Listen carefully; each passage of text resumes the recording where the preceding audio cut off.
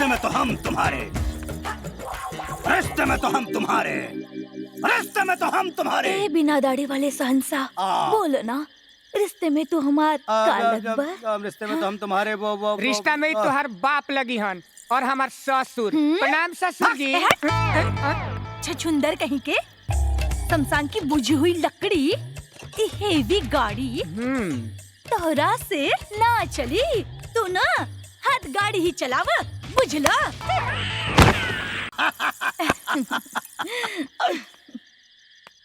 तो रानी हम तुहार पूला गिला का और नाम बा मनोज टाइगर।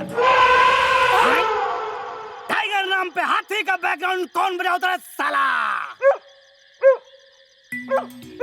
कुत्ता कुत्ता कुत्ता कुत्ता। नाम का रख ले बा टाइगर, और एगो कुत्ता से डरता हम नहीं। कुत्ता से ना डराले रानी, हम कुत्ता के काटे के बाद जवन 14 ठुसुई चोकाला वो से डरा। ना ना ना ना ना ना, झूठ डरपोक, हम तोहरा से क्या ना करी। अरे है सुना है गुलाबो है।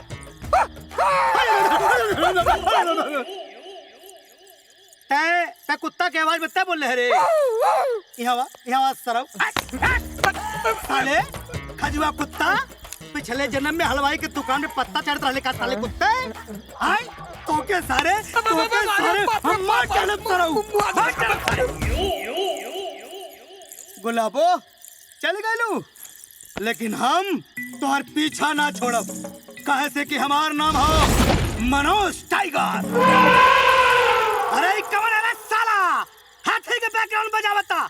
हवा ताली तेरी माँ का।